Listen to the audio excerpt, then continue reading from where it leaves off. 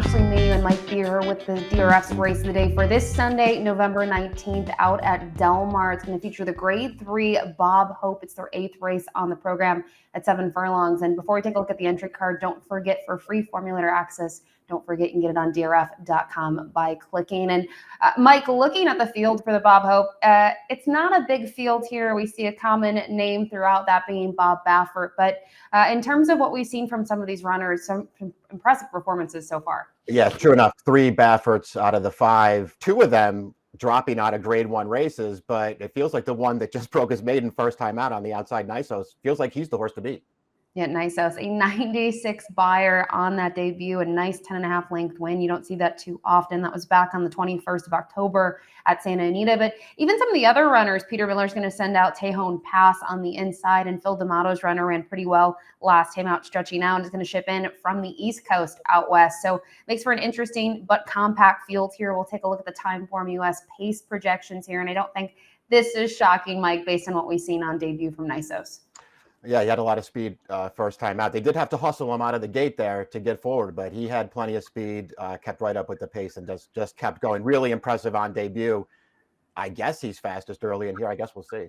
Yeah, we will see, especially coming out of that 6 furlong event now, stretching out to 7/8. But let's dive right into the field with the number 1, Tejon Pass. We'll take a look at that most recent effort back on the 30th of September at Santa Anita. And a couple of things you don't see too often, a wet track at Santa Anita. This one had to tackle that in that second career start, but overall was forward from the get-go and just really keeps to task here. Yeah, he does. He's going to, drift a little bit at the end of this race, but he's really digging in here, not letting these 2 horses get to him. I like this performance. I think if you watched his debut, you sort of had a feeling he would run better second time out.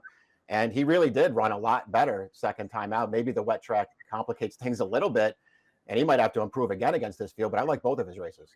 Yeah, I agree. I think, to see the improvement second time out, I thought was huge. He had a distancing to help him. And maybe he got tired in the stretch and a little bit of greenness, but he's one that obviously deserves a look in here. To his outsides, the number 2, Mission Beach. This one with those 2 starts under the belt. And as you mentioned earlier, Mike, this is one that exits the Grade 1 hopeful. Didn't put it all together, but was part of the action early.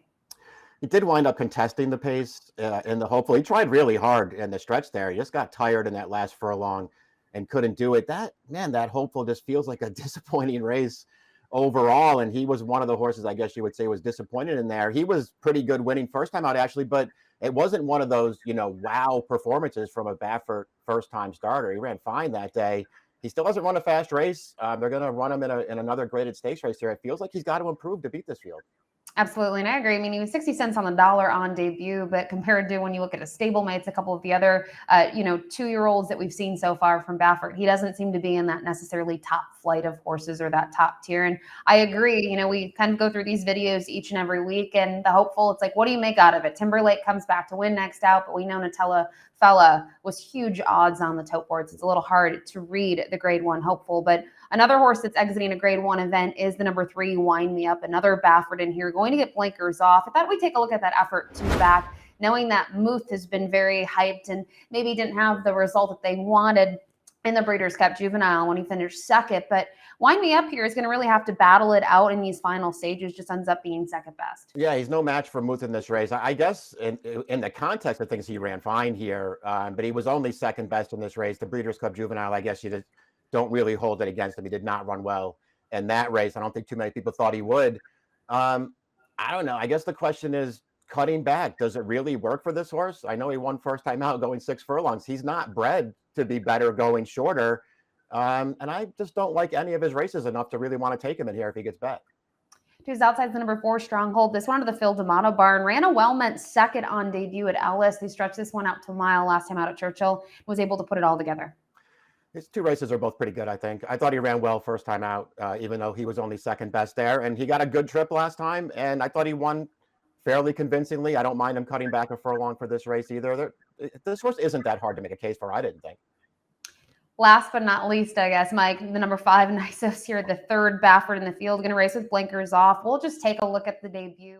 You have to show a win like this. This horse is going to turn everyone away, and even at this point, it's a 2-horse race, but he's gone. He's a rocket ship in the stretch. He's going to draw clear easy. Yeah, I like the way he finishes his race off, too, here. The last furlong, he's just going to run away from this horse that he was dueling with around the track. I think the only negative that you can take out of this performance actually, is that Baffert had 3 horses in that race. The other 2 were much shorter prices. This horse didn't really take any money in there. It's like they liked everybody else in that race but Nisos. And then he goes out there and he just dominates the field with a 96 buyer. I mean, I don't know how much of a negative that actually is. This horse, if he runs that race back, he probably wins this race. And just looking at the time of the race, I mean, we're talking just sub 109 for 6 furlongs on debut. This horse is kind of kept to task throughout and made things look easy. And I'm glad that you pointed out he wasn't favored. He was 6-1 in a race where he ends up winning like a 1-9 shot, right? So it's interesting to see that move. But that's going to complete this field for the Grade 3 of Bob Hope. And Mike, I couldn't get gutsy here. I had to go to the horse on the outside. I mean, just based on what we've seen in that one start, to me, that's a dominant performance compared to others. Yeah, we're both going to be pretty boring here with our picks, but I'm with you. I just can't go against this horse in this race. I didn't like anybody else enough in this field to want to take a shot against him. You can see Mike goes a 5-4-1 here. I go 5-2-1 in the Grade 3 Bob Hope. Don't forget race number 8 this Sunday out at Del Mar. Good luck.